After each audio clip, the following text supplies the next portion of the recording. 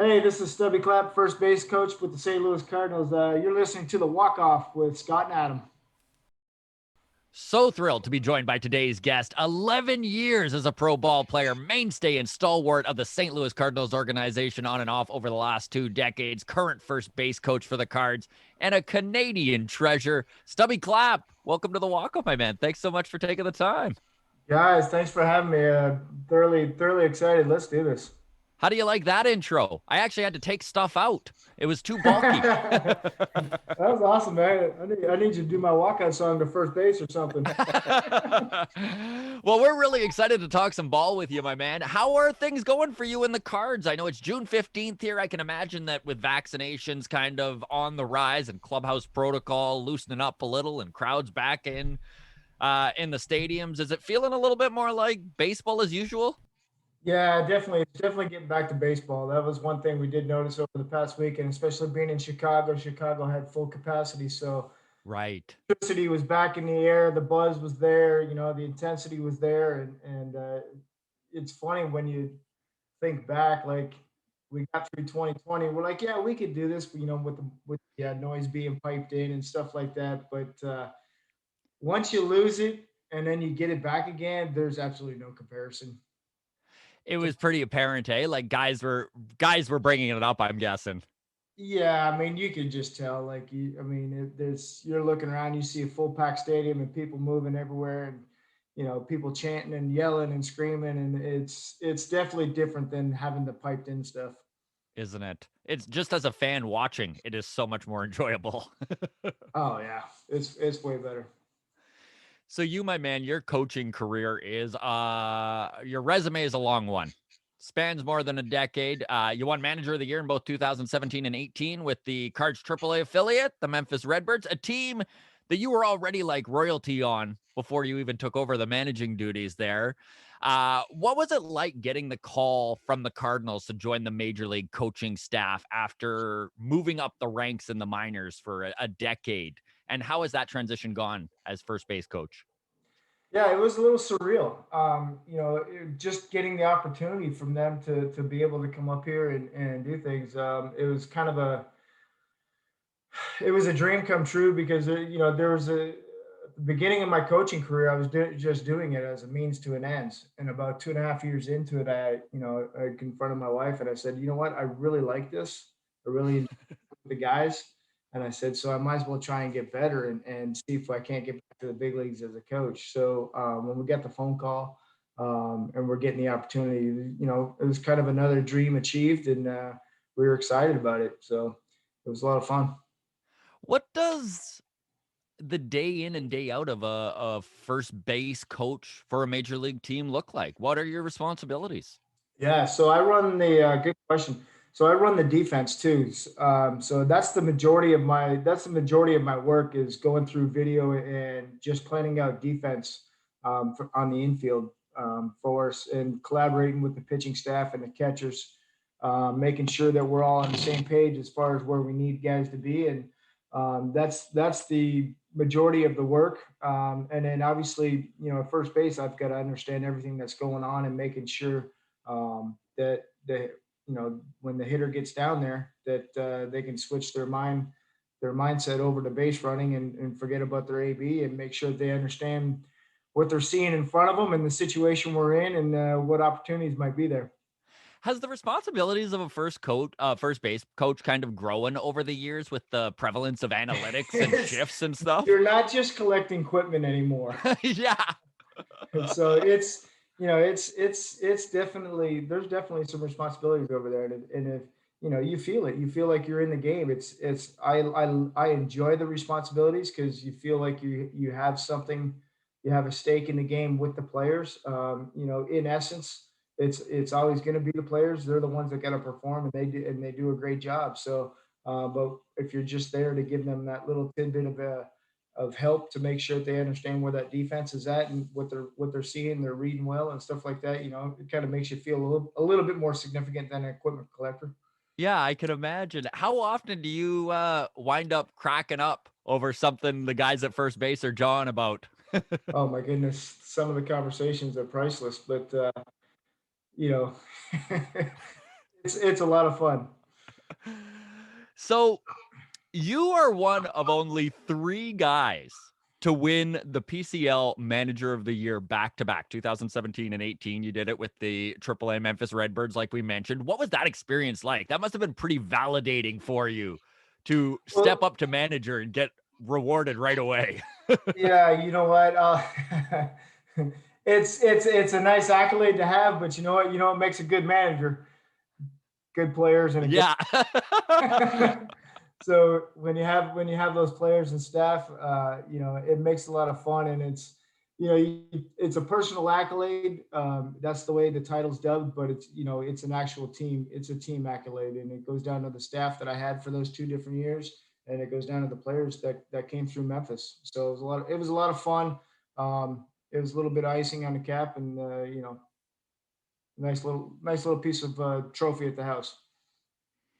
Well, you started your coaching career with the Houston Astros as the A-ball hitting coach in 2010. 2013, you were the hitting coach for the Jays organization, Dunedin, eventually New Hampshire. And then in 2016, you joined the St. Louis Cardinals organization again. Obviously, every team has their own philosophy on stuff.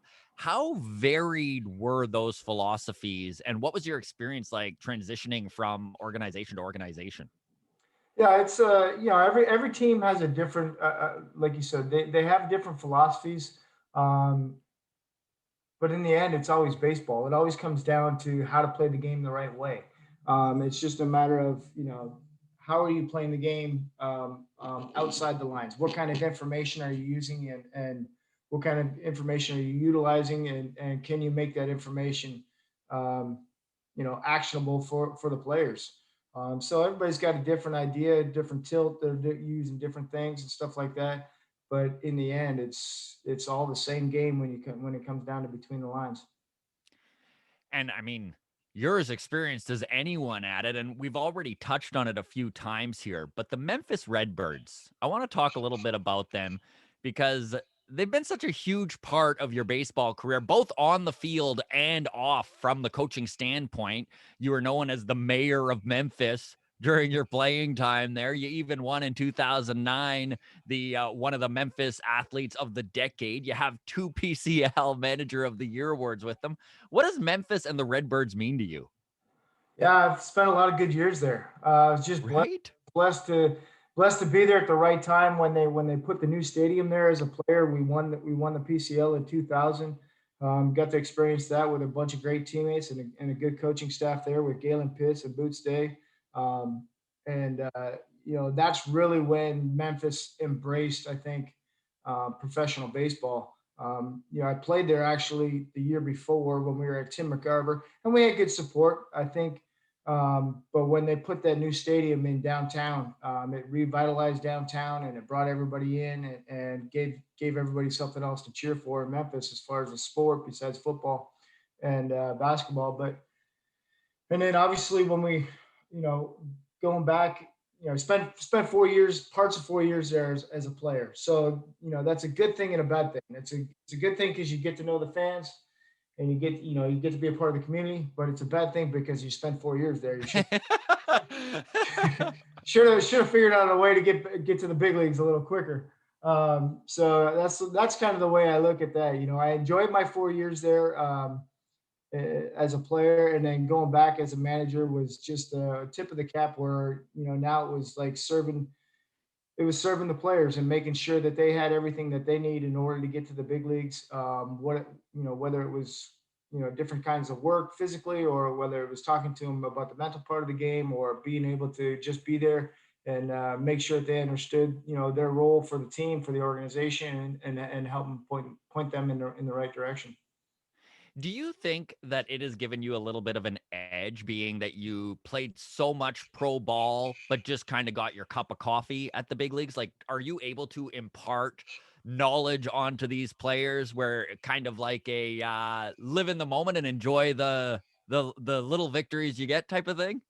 Yeah, I mean, let's face it, right? That little cup of coffee meant that I had a lot of struggles along the way. So along the way, if you're struggling, you learn a lot. from struggles comes growth. And Yeah. so, It's not the most fun way to learn, but yes.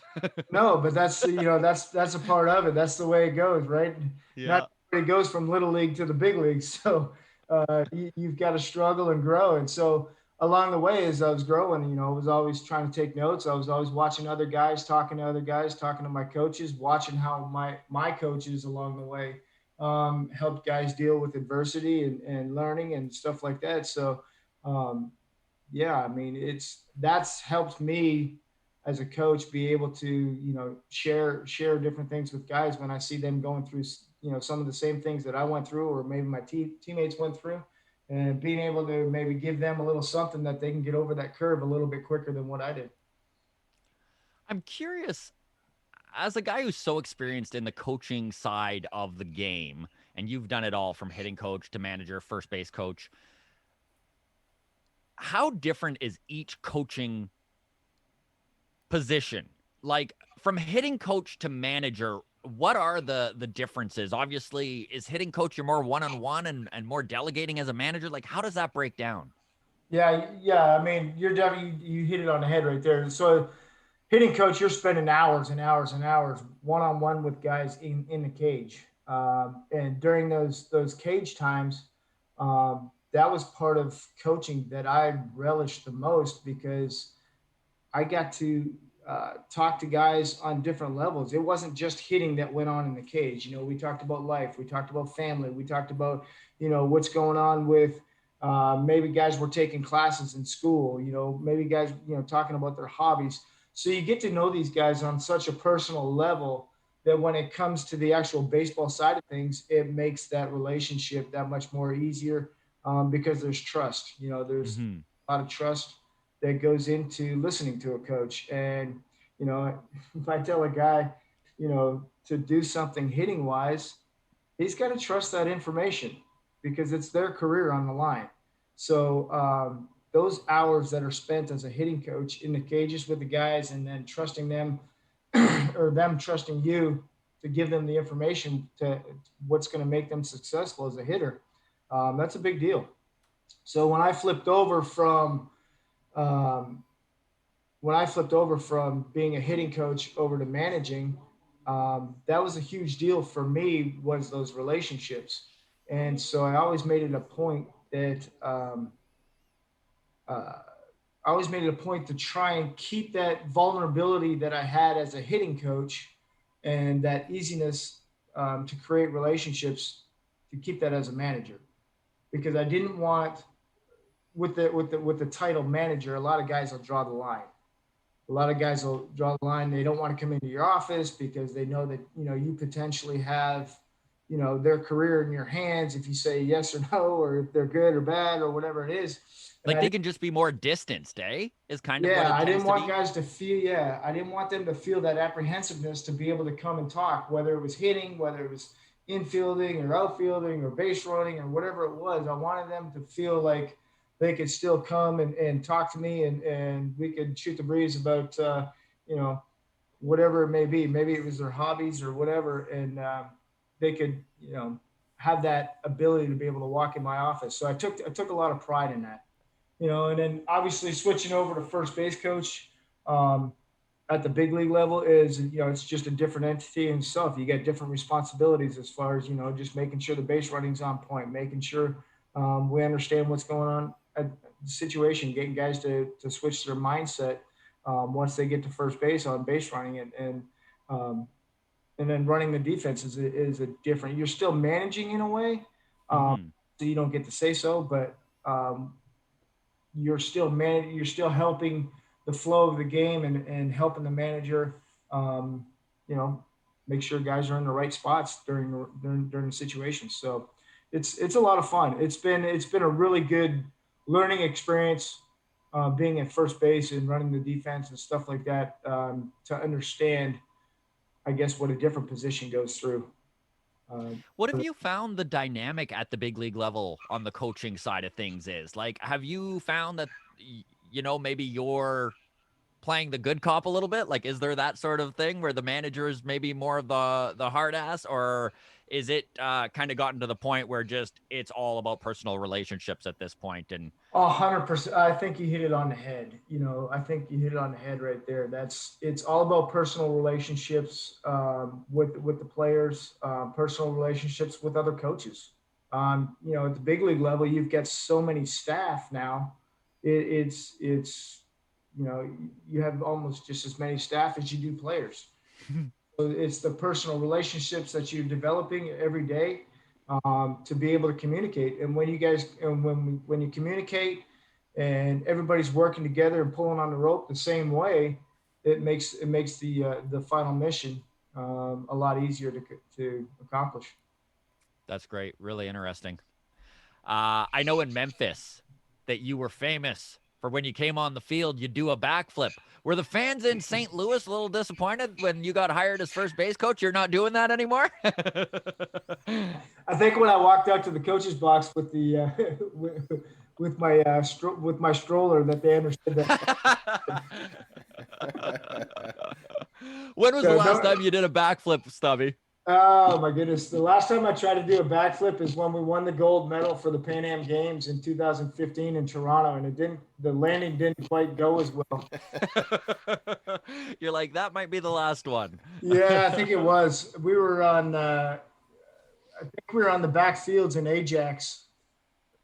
The fields were in Ajax, I believe, but the clubhouse was on some back fields, and it was like the ground was like cattle pasture. When I took off to do it, I could feel the uneasiness of the ground beneath my feet, knowing that when I did the round off, that I didn't know if I was going to have some good footing to actually turn the backflip itself. And let's just say I didn't get all the way over. So I actually do have a bunch of listener questions for you, which we'll get to shortly here. And you just touched on it. I do want to talk about the Canadian national team and your experience with them. But before we do that, we're an Alberta-based podcast, I have to bring up your time with the Edmonton Cracker Cats. You played for them back in 2006, correct? 2006, 2005, 2006. Right. You and Scotty Richmond were on the same team, right? Yes. Richie, yeah. We just had Scotty on the podcast a couple weeks ago, and awesome. Yeah, he brought that up. What was your one of the things Scotty brought up was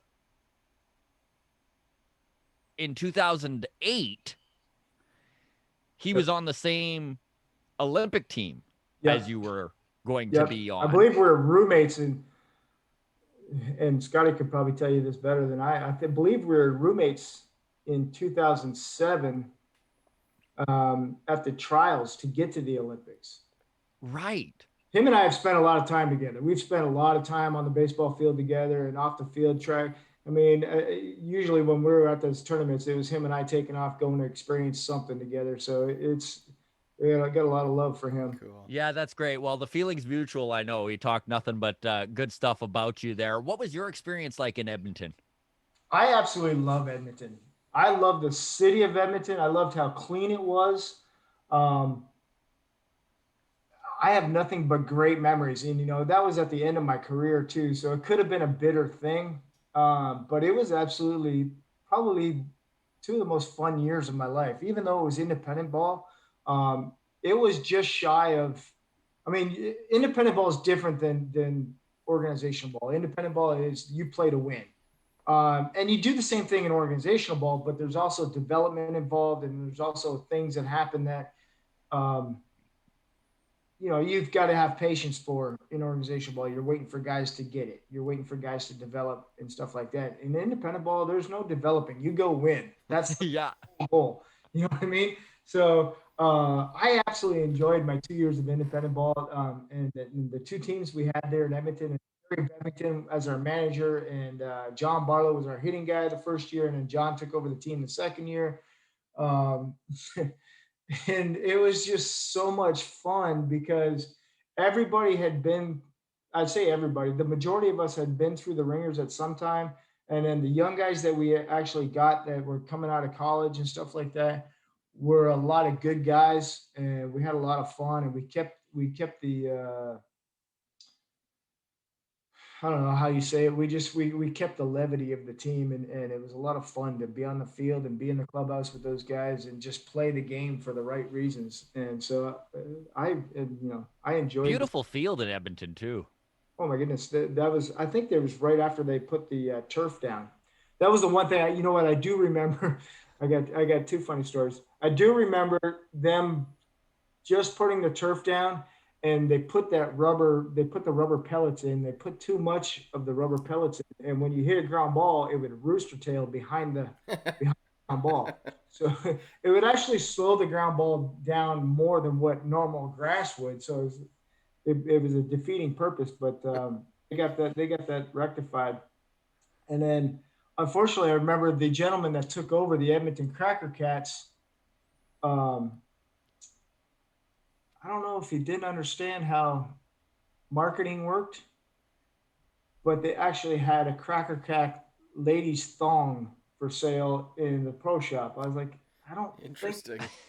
but I'm just Just a gonna stick. nice family time at the ballpark. Yeah, I didn't quite understand that marketing idea, but I was like, you know what? I'm just gonna stick to playing the. That's great. All right, my man. Let's talk the Canadian national team a little bit here. Most guys my age, when they hear Stubby Clapp, they can't help but think about that huge bases loaded single in 1999 to beat the Americans in Winnipeg, in Canada.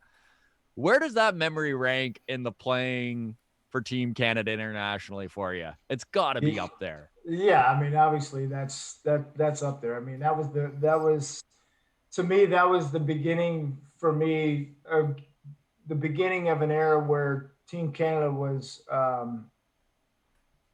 able to compete with the U.S. Compete with the U.S., compete with Cuba. We had a really good tournament, a really good showing that year, and that was when you could see a bunch of guys from Team Canada that came together and had a mission to put baseball on the map for Canada. And that was the sole goal of that year, that tournament. Um, as a team of guys, I remember those guys, Aaron Guile and it was Matt Stockman and Stewart, Lee Delfino. Yeah. We can go through the list of guys. Um, it was such a good tournament for Baseball Canada, and just obviously that opportunity there was it's a lot of fun to talk about.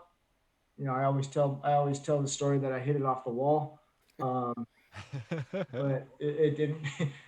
We all know it didn't quite happen like that, but it's fun to embellish a little bit here and there. Of course. Well, it's funny because like I was 17 at the time, and international hockey was obviously such a big deal to Canadians, right? Like if you were from Yeah. Canada, you hung your hat on the fact that the national team was going to kick some butt. And I remember that was like the first time, 99, that I felt that way about baseball.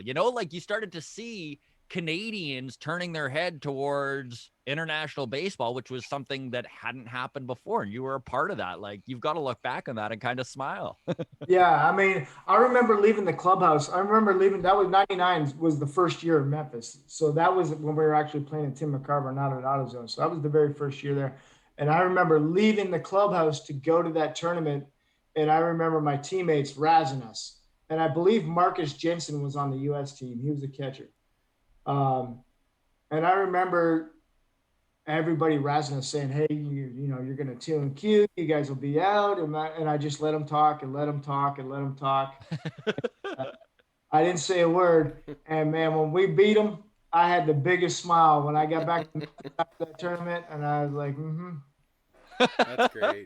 boys, keep running your mouth." So, that was, and that's the way it was felt across all of minor league baseball. Like all the guys that played minor league baseball, it was like everybody had the same feeling. So when we all got together and we were able to like accomplish stuff like that, it was just like put a little feather in your cap. You know what? We're here. We're here. We're here to stay, and we're gonna make some noise on this stage.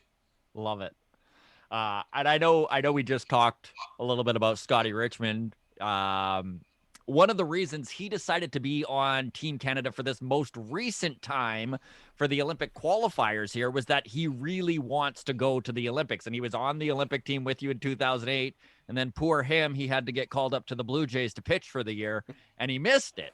But I'm curious, how was that Olympic experience for you? And when you think back to your time with the national team at those Beijing Olympics, what kind of stands out to you? Man, shoot. I don't know how to say it. So for me, the Olympics was a dream come true because I'll just tell you the story. At the age of 12, there was a world championship in Windsor, and I got selected to be a bat boy for the U.S. national team. So for me, I was at the age of 12, I was enamored for playing for my country. I thought that was the coolest thing ever. And I believe it was Jared, trying to think some of the Team Canada guys, was Jared Whited. Oh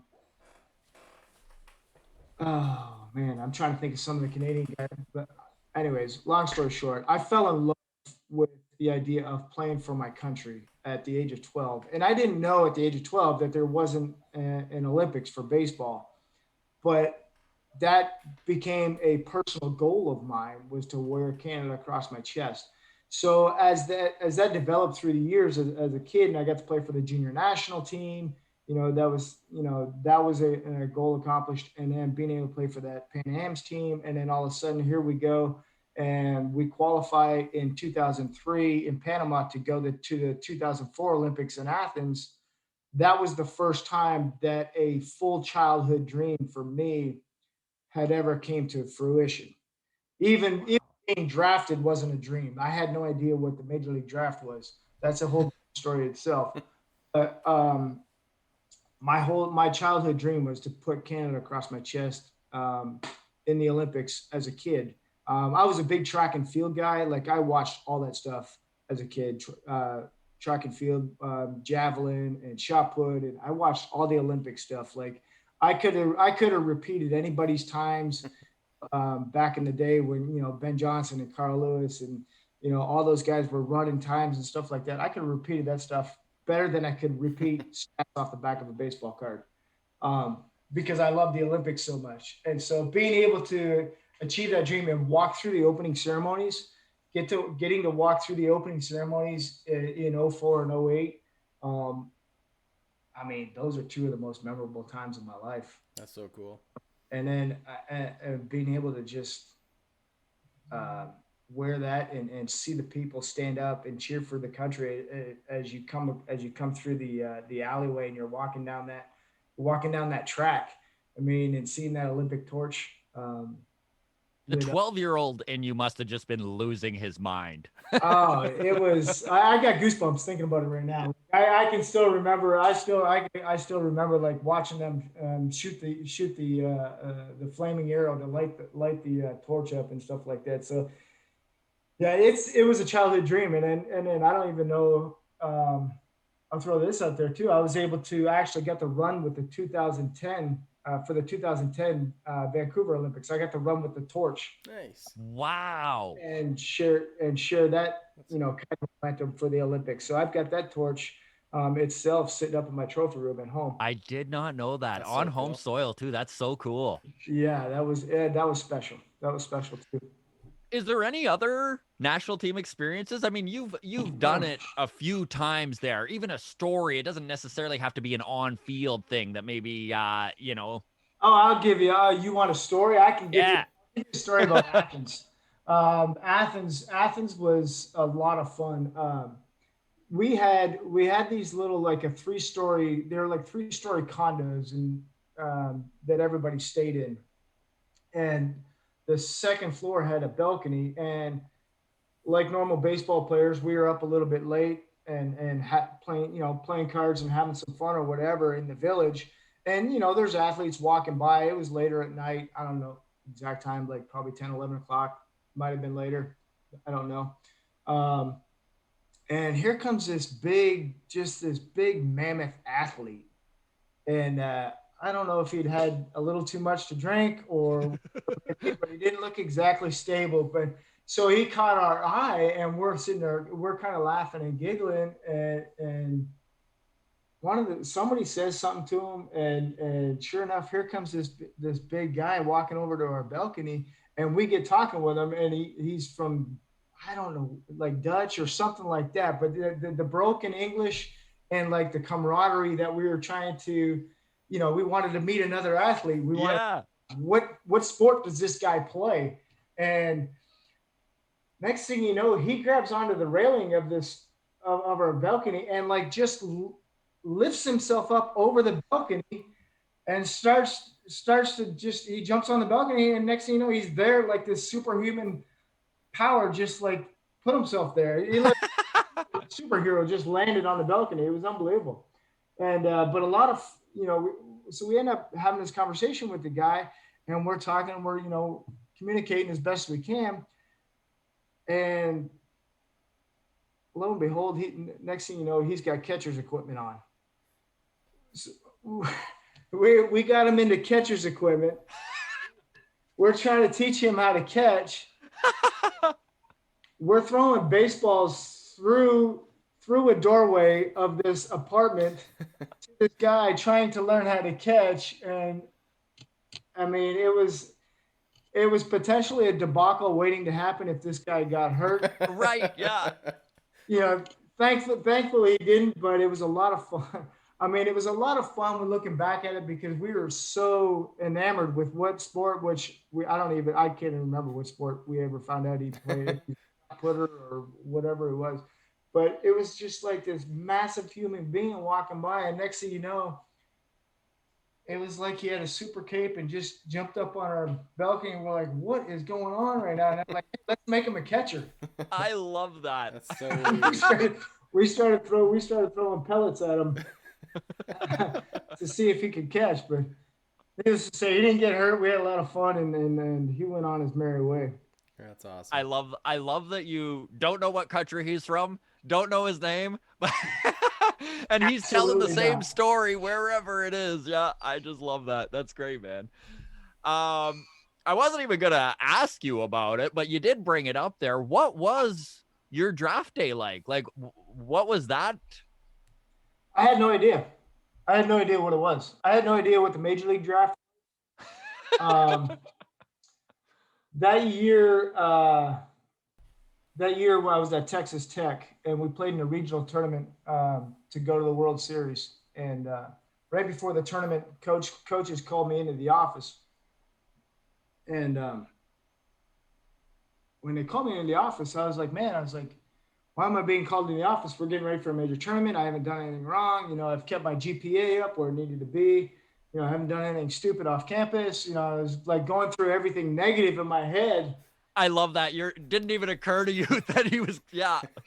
Absolutely no idea. What did I do wrong? Office, yeah, it was crazy. I get in the office, and it was Coach Hayes and Emo and Frank Anderson, which I'll give him a shout out. He's at University of Tennessee, and they just qualified for the World Series. So congratulations to Frank Anderson and University of Tennessee. They sit me down and they're like, hey, we got to talk to you about something. And I was like, oh man, what did I do? I'm like, I can't even think of what I did wrong. Like, I tried to be the model guy, the model teammate, the model student, and everything. And they're like, if you get drafted, are you going to go? And I was dumbfounded by the question. And I was like, sir, I'm Canadian. I can't fight for your army. And the whole office erupted. All three coaches erupted. They're like, no, we're talking about the major league draft. And I'm like, you mean like professional baseball? And he's like, yeah. I'm like, I had no clue what they were talking about. They're like, seriously, you don't know what you're talking about? I was like, no, I have no idea. I was like, I don't know. They're like, well, we've got word that you're going to get drafted to go play professional baseball. We've got to replace your position. We've got to replace you with somebody if you're going to go play. And I'm like, I have no idea. He goes, you haven't talked to anybody? I was like, No, I was like, I've talked to nobody. They're like, well, listen, we got word and you're gonna get drafted and this and that. And I was like, well, can I think about it?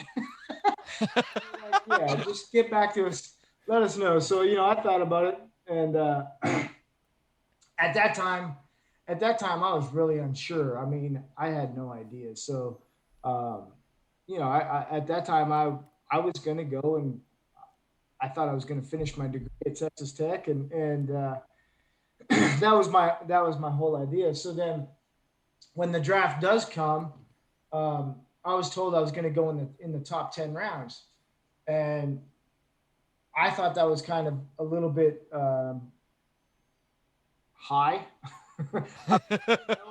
I didn't know like where I stood or where I compared to anybody else, but I know how I stood in the Southwest Conference at that time, and so I didn't pay attention to all that stuff. I just didn't get into stats. I didn't get into who's who. I just played. I just played because I was having fun, and someone was going to pay for my education. My thought process, I was going to try and be a doctor by the end of it. So, uh, and so when I did get drafted, or they said I was going to go in the top 10 rounds. I sat around by the telephone for the first day of the draft and I didn't get drafted. I was a little upset or whatever. And the next day I was like, I'm not sitting here. So I went to my brother's practice with my dad and helped them out and kicked around some balls with them and stuff like that. And sure enough, by the time I got back, I got drafted by the St. Louis Cardinals in the 36th round. And my mom's like, the St. Louis Cardinals called, and gentleman said you get drafted by them in the 36th round. He wants you to give him a call back. I was like, who?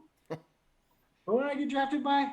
And so I didn't know. At that time, I knew who the Toronto Blue Jays were, and I knew who the Detroit Tigers were because that's where I love this story. I absolutely had no idea who the St. Louis Cardinals were. And I called the gentleman back, and um, I had an advisor at the time, and of course, he gives me the offer. He's like, "Yeah, we'll give you $1,000 and a plane ticket to come to extended spring training, and get you over here and get you going." I was like, "Well, what about?" I asked him. I said, "What about school? Can you help me pay for the rest of my school if I give up my scholarship?" Because I had a full ride at Texas Tech at the time, and he called me back. Whatever, an hour later, he's like, "Sorry, we got rid of all of our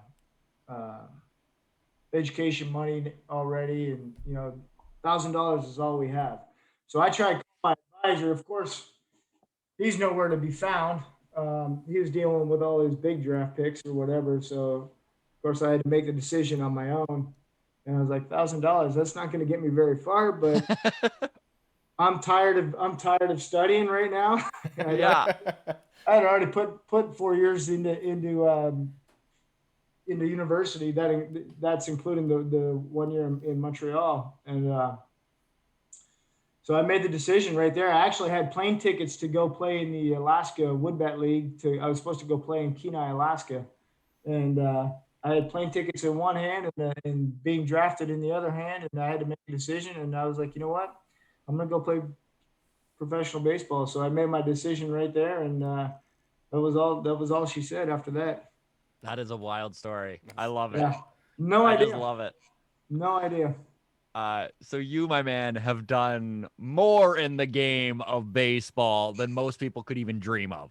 And you did get your cup of coffee at the big league level in 2001, playing 23 games. Cheers. That's right. Cheers. With the St. Louis Cardinals. Looking back now, did you soak up those games in the majors as much as you feel like you should have? Like, did you take it all in?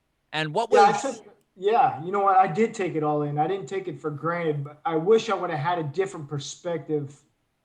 Um, I wish I would have had a different perspective on how to play those games. I definitely took it all in. I definitely enjoyed every day. I remember my first at bat punching out against Todd Van Poppel. I remember my first hit. I remember my second hit. I remember my third hit, my fourth hit, and my fifth hit. And that I remember collecting the first foul ball of the playoffs that year. I was on the bench. I wasn't on the roster, but I was on the bench for the playoffs that year. And I remember the very first foul ball getting hit and getting that foul ball against the Diamondbacks. That was when we were facing Randy Johnson and Kurt Schilling. So I felt like it was going to be a short playoff run, and it was.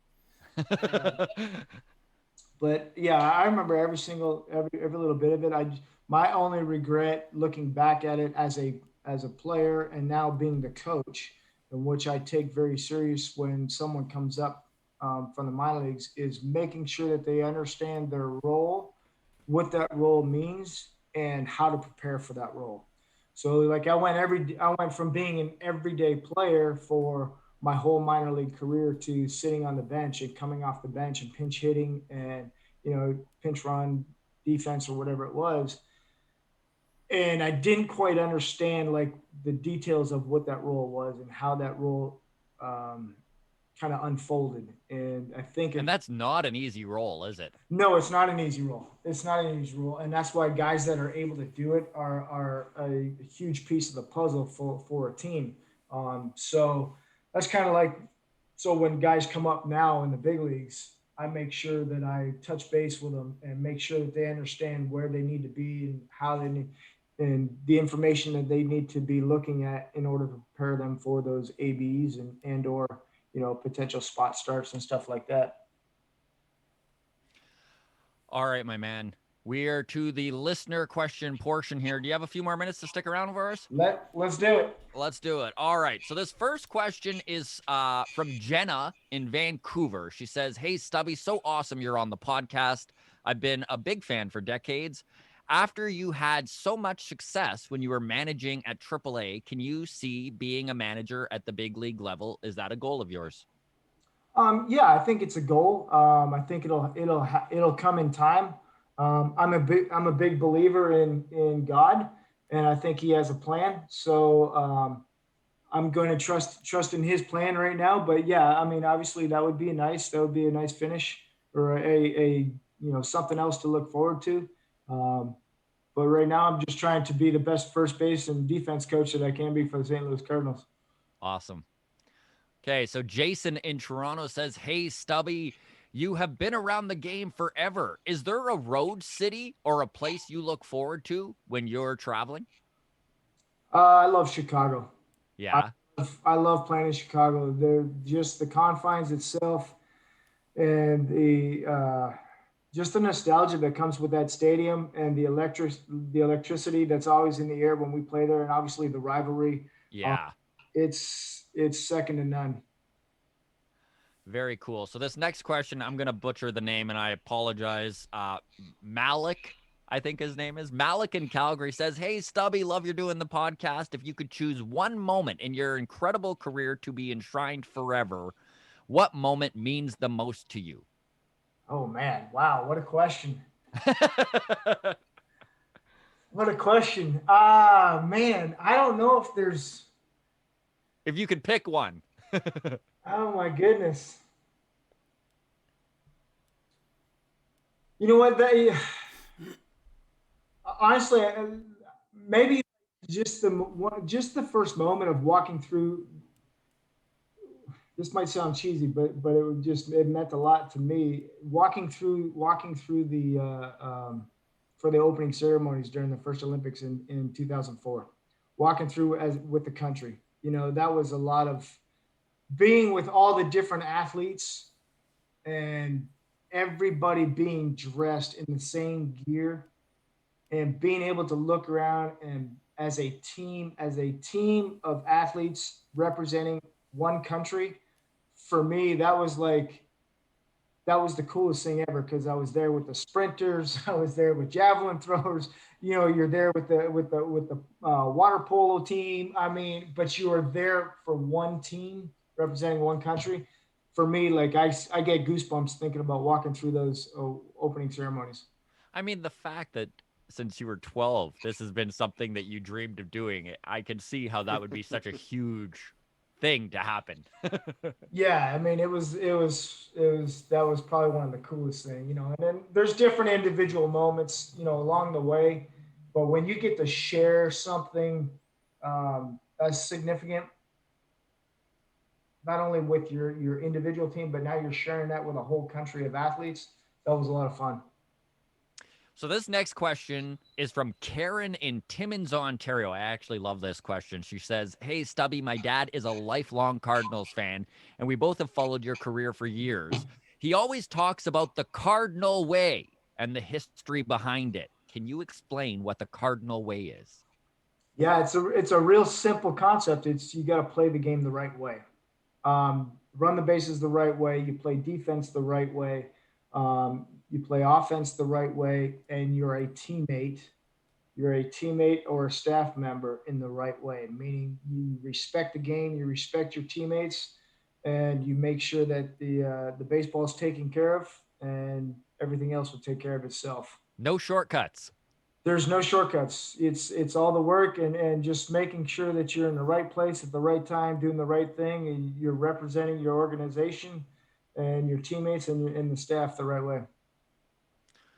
All right. So Brad in Ottawa, Ontario says, "Hey, Stubby, with all the controversy in the game these days about the sticky stuff, and after hearing Mike Schultz's comments in the press conference from a couple weeks ago, I'm curious what your thoughts are on the matter. Is sticky stuff no big deal, or is it ruining baseball?" There's probably a gray area in between. You can choose from too. That's a sticky question to answer. Yeah. Let's just say I'm glad the matter's being taken care of. Good. Awesome. Great way to answer that. Okay. So, Canadian expat Derek in Panama says, "Hey, Stubby, how do you feel about the state of Canadian baseball in terms of developing talent and helping them reach pro ball? Has it gotten better since your time with the Canadian team?" Oh my, that's a great question. That's a great question. And I cannot give enough praise to Greg Hamilton and Jim Babbitt and Ray Carter and Linda. And I can't give enough praise to what they've done to develop that program to give Canadian kids opportunities to play professional baseball and college baseball. I mean, it starts at that level, right? You start at a younger age, go to college, and then end up in professional. Some go from high school, but back in the day, like when I played for Team Canada, it was you played for Team Ontario, you went and played in the provincial tournament, and then you got selected from that tournament to go play for Team Canada for 2 or 3 weeks, and that's where we won the gold medal in Brandon, Manitoba, and then that was the end of your summer. And now it's a whole program. I mean, these guys are playing in instructs against the professional teams. They're going down to Dominican and playing against the professional teams down there, on top of all the international tournaments that they're playing in. I mean, the program that they've developed to be able to give these kids opportunities is unbelievable. And I mean, it was to the point where, like, honestly, I had considered trying to figure out how I could get my sons the ability to be able to play in that program. That's awesome. And I love hearing that too, and we talked about this, right? That in 99, like, I was a baseball fan my whole life, and it took for 1999 and that win over the Americans to kind of put the focus on it. But you're right, man. Like, Canada has come a long way. It's come a long ways, and it's going to continue to get better. I mean, they leave no rock unturned when it comes to making sure these guys have different opportunities and different ways to be able to compete and make themselves better. I mean, they've just done a phenomenal job. All right, Stubby, your last question is from Jared in Edmonton. He says, "You were considered a two-sport athlete during your youth, and I was wondering, what were the deciding factors to pursue baseball over hockey? It doesn't seem like the regular choice for a Canadian kid." That's a great question, and I'm impressed that you actually knew that. Good work on your details. So when I was playing junior hockey, I was, a matter of fact, that was funny because I was just talking about Paul Goldsmith's son is getting into hockey here. Paul's son is only 6. That's but cool. I have frequent questions about hockey, and I'll exchange funny Twitter things from Spittin' Chicklets Nice. with Paul every once in a while, just to remind him what his son possibly could be getting into. And so I weighed about 145 pounds soaking wet playing free hockey. and I wasn't exactly the fastest skater. So I had to do, and I couldn't score. I was not very good at scoring. So I had to do a lot of fighting to earn my spot on the teams. And, you know, I wasn't exactly the policeman. I definitely wasn't nobody was afraid of me looking but I just, that was my role. My role was to go in the corners and you know, and get the puck out front for the guys. So, and every once in a while, if matters needed to be taken care of, that was my role. And I fully accepted that role. Um, so at 145 pounds soaking wet, I had some small offers to go to, you know, D1, like a mid-major D1, I guess, to go play hockey, or a D2 to go play hockey and stuff like that. And right at that time, when I started getting those offers, I started getting noticed for baseball, and I started getting some different looks. I ended up didn't have anything out of my senior year of high school, or my OAC year back then. Um, and I had a chance to go play at the Academy de Baseball Canada in Montreal, in Quebec there. And so that was my first experience at choosing baseball over hockey. And during Christmas break that year, I actually came back and played for my junior B team in Windsor. During that Christmas, they signed me to a contract for that time that I was home. And that was the last month of competitive hockey I've ever played. And after that, I went back to school, and then I got an opportunity. That's when I got my opportunity to go down and play junior college at Paris, Texas. And so I guess the answer to the question is baseball chose me. I didn't really care what I played. I just wanted to play a sport, and I wanted to play it for a long time. And baseball chose me. I ended up going down to JUCO in Texas, which was an absolute blessing in disguise for me, because it gave me time to develop as a player, get indoctrinated into the U.S. way of things, of sports down there, and how everything is bigger in Texas. And, you know, kind of give me an opportunity to get bigger, get stronger, learn how to play the game. I was so green in the game. I could tell you silly stories about my playing days that I look back and I shake my head and I'm like, what was I thinking? Yeah, baseball chose me. That's why it chose me. Honestly, Stubby, your in-depth and candid answers are truly appreciated. Thank you so much for spending the time with us today, man. Really appreciate it. Thank you, guys. And, you know, best of luck with everything with your podcast. And I hope it goes well. Appreciate that.